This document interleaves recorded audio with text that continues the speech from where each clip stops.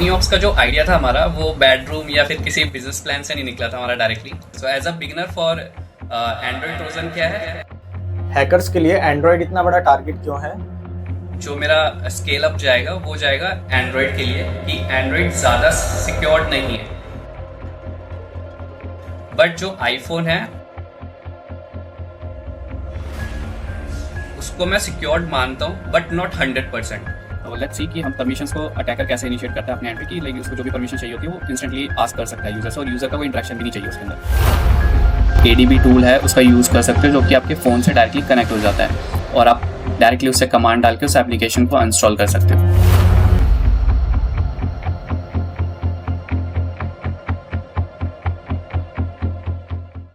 Hello guys, welcome back. तो आज है हमारे साथ अग्निऑप्स के one of the founder Mayank Sharma plus instructor plus cyber crime investigator. और अग्निऑप्स का क्या रीजन है, क्यों अग्निऑप्स बना है, ये सारी चीजें अपन पूछने वाले हैं। और इस वीडियो के अंदर एंड्रॉइड हैकिंग, एंड्रॉइड ट्रोजन से रिलेटेड सारी चीजें पूछी जाएगी। हाय हाय कुणाल।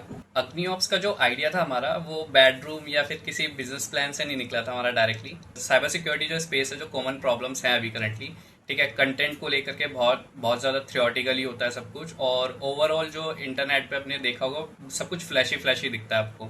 जो हमारा कोर आइडिया था इसके अंदर वो सिक्योरिटी को शॉर्टकट करना नहीं था, बल्कि हमारा जो फर्स्ट प्रिंसिपल है कि लोगों को वो नॉलेज जो गैप है वो सिखाना है सबसे पहले। तो दैट्स वाई क्रिएट अग्निऑप्स। एक बिगिनर के लिए अगर उन्हें बताना चाहो तो एंड्रॉयड ट्रोजन क्या है और एक ये फेक ऐप से या हम कह सकते हैं कंप्यूटर वायरस से कैसे डिफरेंट है?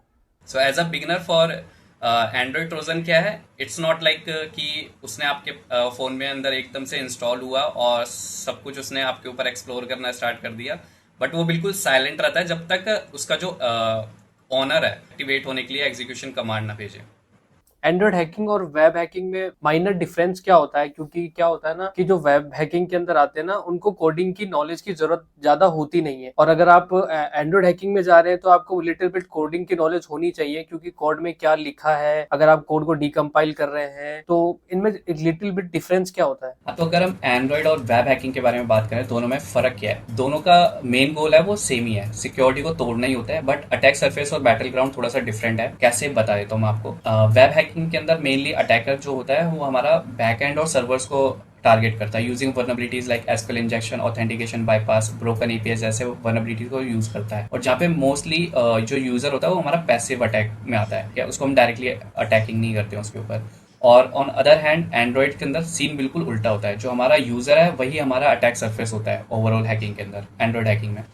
जहाँ पे हमें अटैकर को जो कोड से ज़्यादा है ना, एंड्रॉइड्स के जो फीचर्स होते हैं उनको एक्सप्लॉइट करना होता है, जैसे कि permissions, accessibility services and notification, overlay kind of जो परमिशंस होती हैं वहाँ पे यूज़र खुद से अलाउ करता है उन चीज़ों को, जिसकी वजह से वो हैक होता है, जहाँ पे हमें साइकोलॉजी के साथ खेलना होता है। हैकर्स के लिए एंड्रॉयड इतना बड़ा टारगेट क्यों है एंड आईओएस कैसे सिक्योर है rather than Android? That's a very good question. अगर मैं बोलूँ कि आईफोन और एंड्रॉयड के कंपैरिजन में, तो जो मेरा स्केल अप जाएगा वो जाएगा एंड्रॉयड के लिए कि एंड्रॉयड ज़्यादा सिक्योर्ड नहीं है, बट जो आईफोन है उसको मैं सिक्योर्ड मानता हूँ बट नॉट 100%। बिकॉज जब आईफोन कॉम्प्रोमाइज़ होता है ना, तो उसके बीच में लाइक बहुत सारे हर्डल्स होते हैं, जो अटैकर्स होता है उसको हर्डल्स को पेनिट्रेट करना होता है one by one. But as compare to Android, Android एक ओपन सोर्स है पूरा। एंड्रॉयड जो होता है बिल्कुल परमिशंस पे वर्क करता है। अगर आपने परमिशंस दे दी तो the application have the permission कि वो आपकी हर एक इंफॉर्मेशन को फैच आउट कर सकता है, बट आईफोन्स के अंदर ऐसा नहीं होता है। अगर आप समझोगे थोड़ा सा, क्योंकि आपको पता होगा कि एंड्रॉइड्स के अंदर कंपनीज डिफरेंट डिफरेंट हैं, जैसे सैमसंग हो गया, एक्सोमी हो गया, ओप्पो हो गया, वीवो हो गया। तो दीज काइंड ऑफ कंपनीज जो भी यूज अपना ऑपरेटिंग सिस्टम क्रिएट करती हैं उसके अंदर, ठीक है, लाइक वो patch out different different time पे निकालती है। ऐसा नहीं है कि एक कंपनी ने अगर कोई पैच निकाला है तो वो दूसरी कंपनी ने भी अपने फोन के लिए इंस्टेंटली निकाल दिया हो। तो वहां पे क्या होता है, सिक्योरिटी ब्रेकिंग की जो पैचिंग वर्क होता है, ठीक है, वो टाइम टू टाइम नहीं आता, उसमें बहुत ज्यादा डिले रहता है समटाइम्स। तो और अगर दूसरे एंड पे अगर आप iOS की बात करोगे तो वहां पे एक पैच आउट जो निकलता है वो सारे एंड्रॉइड वर्जन के लिए कवर अप कर देता है उस चीज को। लाइक हैकर्स क्या करते हैं कि वो किसी की, जैसे नेटफ्लिक्स का आपको एपी के वर्जन मिल जाएगा जहाँ पे हर सब्सक्रिप्शंस को बाईपास कर देते हैं वो लोग। फाइल के अंदर जाके चेंजेस करते हैं परमिशंस को, जो परमिशंस बाय डिफॉल्ट अलाउ कर दी जाती है। या सिग्नेचर्स चेंज करते हैं।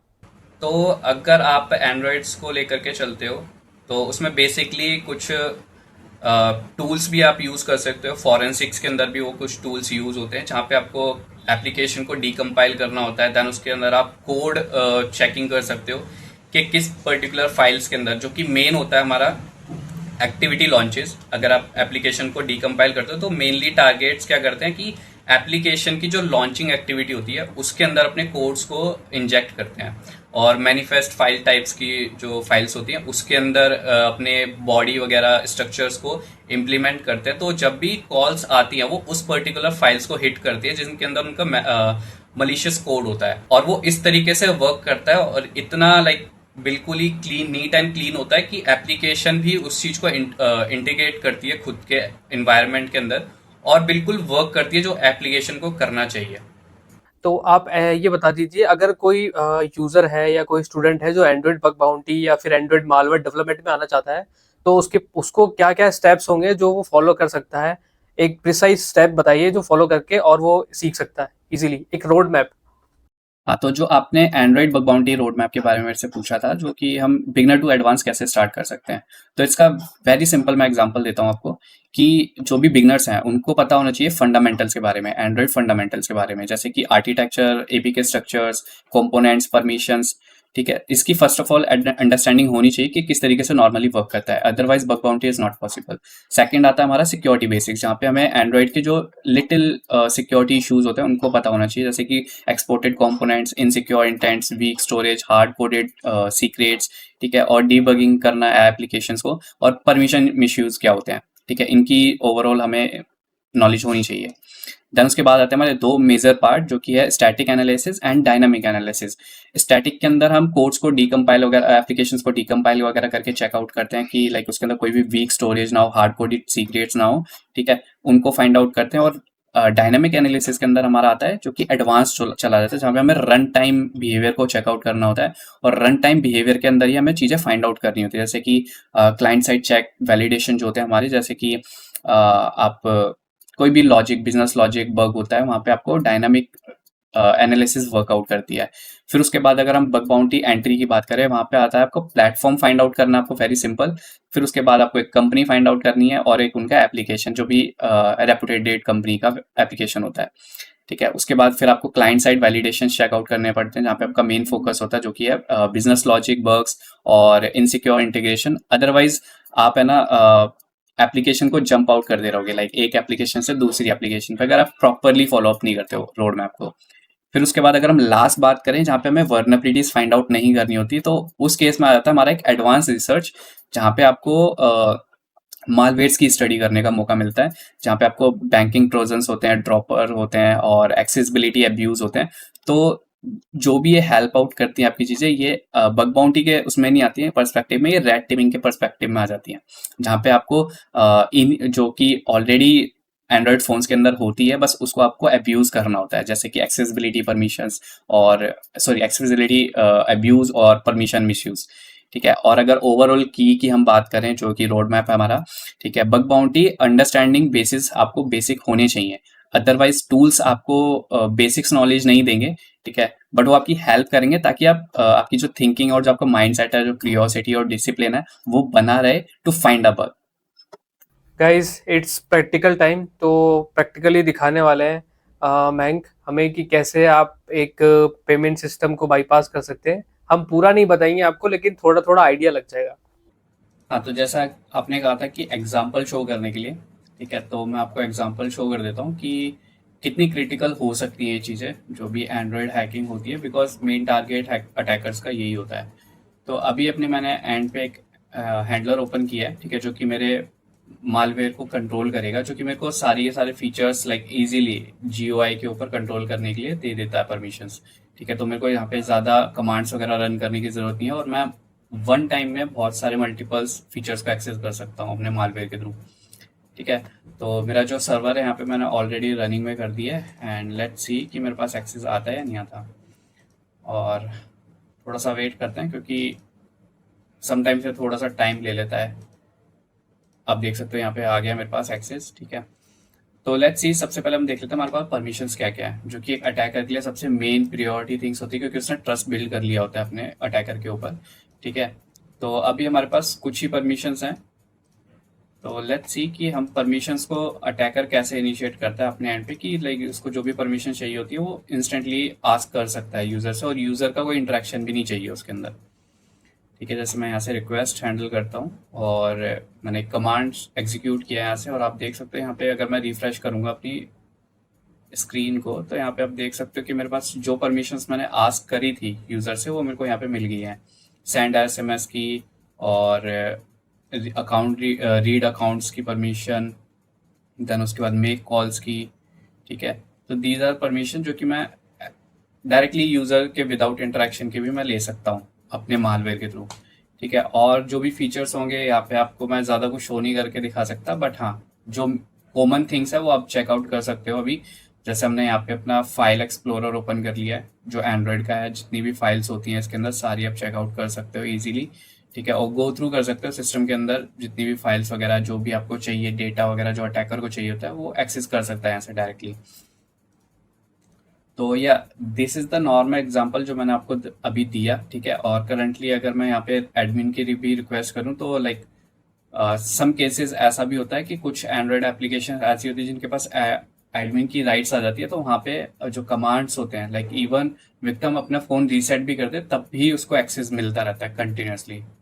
तो होती है कुछ टाइम पे जब ट्रस्टेड हो जाती है आपकी एप्लीकेशन टोटली, ठीक है। वो काफ़ी पॉपुलर एप्लीकेशंस के साथ ही होता है, बट हमेशा हर एक एप्लीकेशंस के साथ नहीं होता। बाकी आप यहाँ पे की लॉगर्स वगैरह भी चेकआउट कर सकते हो। अगर मैं अपने एंड पे जो मेरी लैब है क्रिएटेड, ठीक है, उसके अंदर मैं अगर कुछ भी यूज़ करता हूँ तो आप देख सकते हो यहाँ पे मेरे पास सारे टेक्स्ट आ रहे हैं कि हाँ क्या करंटली विक्टिम अभी कर रहा है मेरा एवरीथिंग। तो यही छोटा सा एग्जांपल मैं अभी दिखाना चाहूँगा, बिकॉज मैं ज़्यादा दिखा नहीं सकता यहाँ पे, ठीक है। जो भी आप देखोगे इसका जो कोर है ना, एक्चुअल पार्ट जो है, एक हमने जो हमारा लास्ट मॉड्यूल होगा उसके अंदर हम पूरा शो करेंगे आपको, कि जहाँ पे आप जाकर के चेकआउट कर सकते हो कि पूरी एक अटैकर मॉनिटरिंग, सर्विलियंस और क्रेडेंशियल्स हार्वेस्टिंग कैसे करता है, और प्रॉपर एक इनिशिएट कैसे करता है एक ट्रांजैक्शन को बैंकिंग के थ्रू, वो भी रियल बैंकिंग के थ्रू। तो वो आपको वहीं पे जा करके देखने को मिलेगी। तो that's for this example. I think इतना काफ़ी होगा। बाकी जो यूज़र्स हैं, आप व्यूअर्स हैं, वो काफ़ी समझदार होंगे तो उनको पता होगा कि आगे क्या क्या हो सकता है। तो यार दैट्स फॉर दिस वीडियो। तो मैं क्या आपने ना लाइव इन्वेस्टिगेशन के दौरान किसी विक्टिम के फोन के अंदर कोई मालवेयर इंस्टॉल किया है कभी, उस पे ध्यान नजर रखने के लिए कि वो क्या कर रहा है? लाइक यूजली कभी अपने पर्सनल यूज़ के लिए तो मैंने कभी ये चीज़ें ट्राई नहीं करी, ठीक है। बिकॉज इतना टाइम नहीं होता कि मैं किसी के ऊपर इतना सर्विलेंस करूँ फॉर माई पर्सनल यूज़।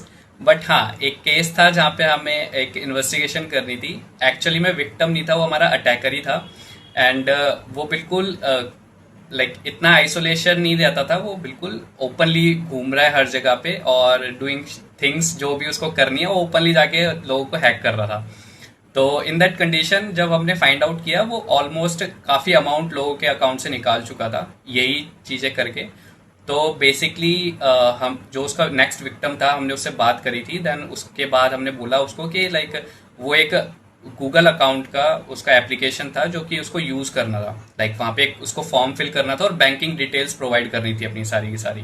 तो हमने उसको एक एप्लीकेशन प्रोवाइड करी कि बस आपको उसको बोलना है कि मेरे पास ये गूगल फॉर्म भेजा है मेरे को बैंक ने, एंड देन उसको इंस्टॉल करना है और जितनी भी फिलअप्स होंगी वो आपको फिल आउट करनी है और सारी क्रेडेंशियल्स आपको मिल जाएंगी मेरी। तो बस उससे इंस्टॉलेशन कराई थी और देन उसके बाद हमने उसको 2 डेज़ के लिए इन्वेस्टिगेट किया और क्या क्या था उसके बैंकिंग्स के अंदर। उसके पास मल्टीपल्स अकाउंट्स है, बस दैट्स इट। उसके बाद हमें पता चल गया कि हाँ दैट्स अ पर्सन। लाइक किसी का फोन इन्फेक्ट हो गया ट्रोजन से, तो क्या क्या रेमिडिएशन स्टेप्स है जो उसे इमीडिएट लेने चाहिए? हाँ, तो अगर किसी को लगता है कि उसका फ़ोन इन्फेक्टेड हो गया है, ठीक है, तो बेसिक से थिंग्स हैं जो कि उसको इंस्टेंटली रिस्पॉन्स करने चाहिए। जैसे कि अपने फ़ोन को इंटरनेट से डिस्कनेक्ट कर दो, फ्लाइट मोड पे डाल दो अपने फ़ोन को।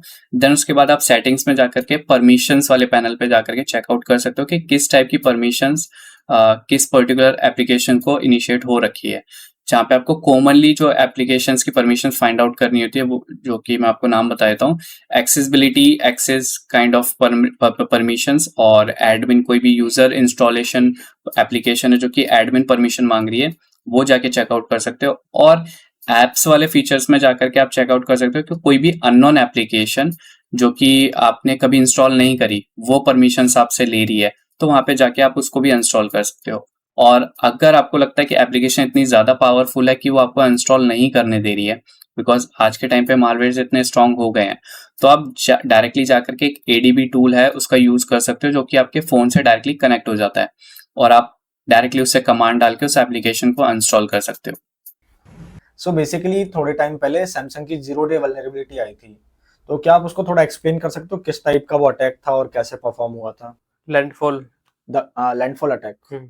लैंडफॉल अटैक थोड़ा सुनने में टिपिकल लगता है, क्योंकि लोग सोच नहीं सकते थे कि इस टाइप का भी कोई अटैक क्रिएट हो सकता है वर्ल्ड के अंदर, अभी करंट सिचुएशंस के अंदर, जो कि इतनी बड़ी कंपनीज के थ्रू हो सकता है। तो अगर नॉर्मल थिंग्स के अंदर बोलूँ कि उसमें कोई यूज़र की गलती नहीं थी एक्चुअली में, ठीक है, जो कि ना ही उसने कोई क्लिक किया था किसी भी फोटोज़ के ऊपर, या फिर ना ही कोई उसने फ़ोटो ओपन करी थी, और ना ही कोई परमिशन अलाउ करी थी।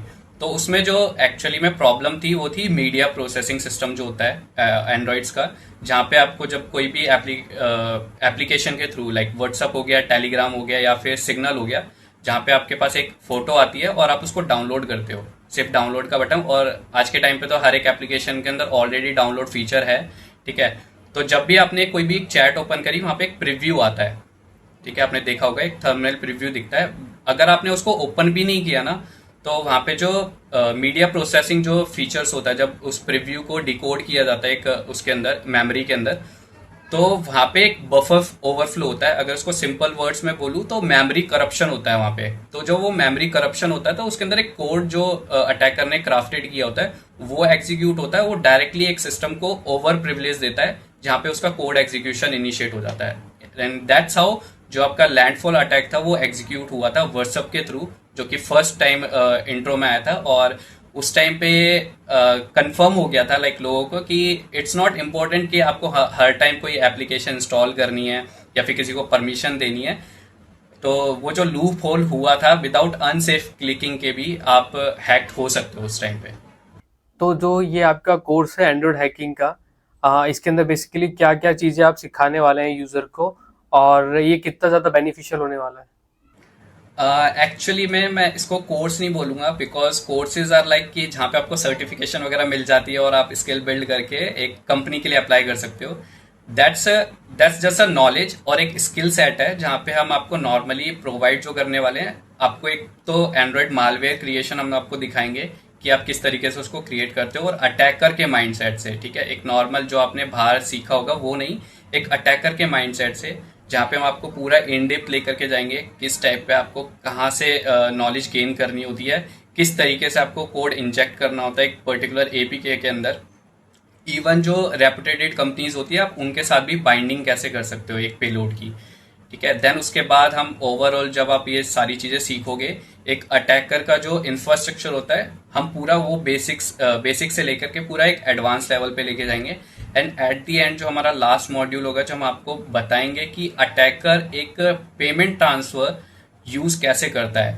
लाइक हमारा जो इन्वायरमेंट होगा बिल्कुल रियल है, जहाँ पे आपको रियल लाइफ में जो आप एप्लीकेशंस यूज करते हो उसके ऊपर दिखाया जाएगा, और विदाउट यूजर इंटरेक्शन। लाइक वहाँ पे हम पूरे इन्वेस्टिगेशन दिखाएंगे आपको कि जो भी हो रहा है, मॉनिटरिंग, सर्विलियंस, ठीक है, किस तरीके से क्रेडेंशियल्स आपके आउट हो रहे हैं, लीक हो रहे हैं, हार्वेस्टिंग हो रही है उनकी, वो सब कुछ आपको वहाँ पे दिखाया जाएगा। और एट दी एंड जो लास्ट मॉड्यूल है उसके अंदर हम दिखाएंगे एक अटैकर एक विक्टिम के अकाउंट से फंड ट्रांसफर कैसे करता है विदाउट उसकी ऑथराइजेशन।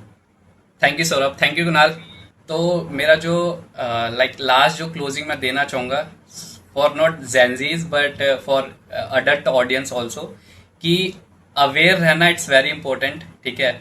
समटाइम्स जो फ़ोन कॉम्प्रोमाइज़ होते हैं, ठीक है, वो आपको लगता है, आप अज्यूम कर लेते हो कि ये मेरे साथ नहीं होगा, but it happens all the time, ठीक है। और आपको तब समझ आती है वो चीज़ जब आपके साथ वो हो जाती है। तो वहाँ पे अवेयरनेस इज़ वेरी इंपॉर्टेंट। और फॉर जेनजीज की लैंग्वेज में मैं आपको बोलूँगा कि आपका जो रिलेशनशिप है, आपको लगता है कि आपकी गर्लफ्रेंड आपको कभी चीट नहीं करेगी, वो आप एज्यूम कर लेते हो कि वो आपके साथ नहीं होगा, बट एट द एंड वो आपको चीट करके जाती है।